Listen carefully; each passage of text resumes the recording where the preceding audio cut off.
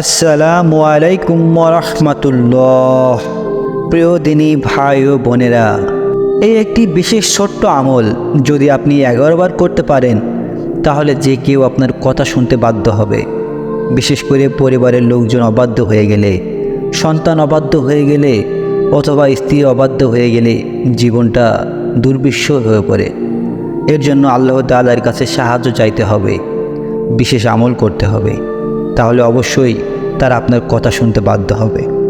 মনে রাখবেন, সর্বক্ষেত্রে একজন ইমানদারের দায়িত্ব হচ্ছে আল্লাহমুখী হওয়া। প্রিয় দিনী ভাই ও বোনেরা, আপনাদের হয়তো অনেক টাকা পয়সা আছে। এই টাকা পয়সা দিয়ে কী লাভ হবে যদি আপনার স্ত্রী অথবা সন্তানরা অবাধ্য হয়? আপনার পরিবারে অশান্তির কোনো শেষ থাকবে না। এই সকল টাকা পয়সা আপনাকে সুখ এনে দিতে পারবে না যদি আপনার স্ত্রী সন্তানরা কথা না শোনে।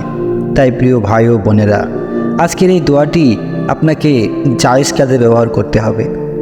কোনো ব্যক্তি যদি কাউকে বশ করার জন্য বা তার প্রতি বাধ্যকতা করার জন্য অবৈধ প্রক্রিয়ায় এই আমলটি করার চেষ্টা করেন, তবে হিতে বিপরীত হতে পারে।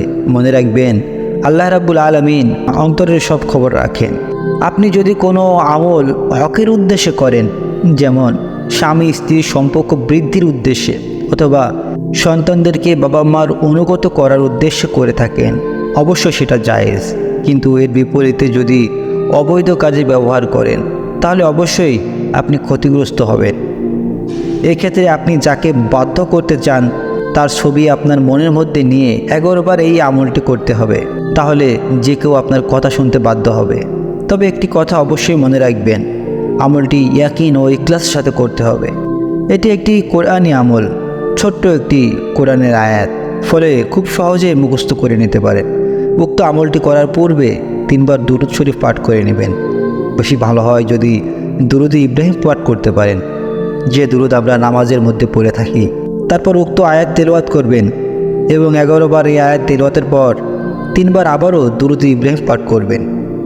আর হ্যাঁ, আমলটি করার পূর্বে আপনি যাকে বাধ্য করতে চান, যাকে আপনার প্রতি আকর্ষিত করতে চান, আপনি যার ব্যাপারে চান যে সে আপনার অনুগত হবে, তার ছবি মনে মনে ধারণ করে নেবেন।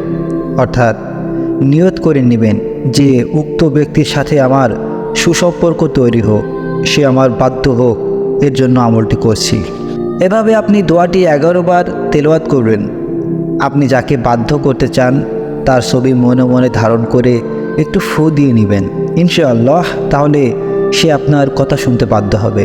আর হ্যাঁ, যদি সে ব্যক্তি আপনার সামনে থাকে, অর্থাৎ স্ত্রী অথবা সন্তান, তাই তাদের সবসময় কাছে পাওয়া যায়, তাই তার চেহারার দিকে তাকিয়ে এই আমলটি 11 বার করবেন। আপনি চাইলে তাকে ঘুমের মধ্যে রেখেও তার সামনে বসে করতে পারেন।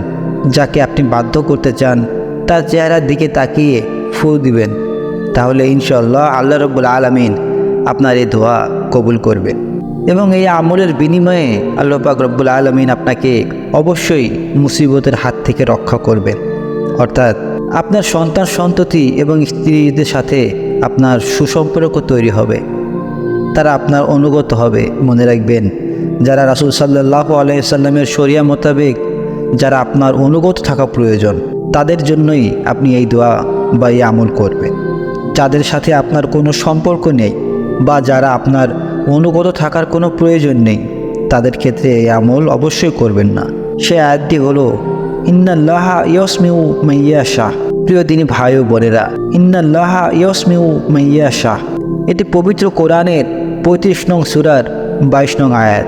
এর অর্থ হচ্ছে আল্লাহ পাক যাকে খুশি তাকে শ্রবণ করেন। সুবহানাল্লাহ। কত চমৎকার একটি কথা। আপনি আল্লাহ তাআলার আয়াত দিয়ে আল্লাহ তাআলার কাছে দোয়া করলেন, কেননা আল্লাহ তাআলা চাইলেই সেই ব্যক্তি আপনার কথা শ্রবণ করবে এবং আপনার অনুগত হবে। আশা করি আমলটি করবেন। 100% পরীক্ষিত একটি আমল। আসসালামু আলাইকুম ওয়া রাহমাতুল্লাহ।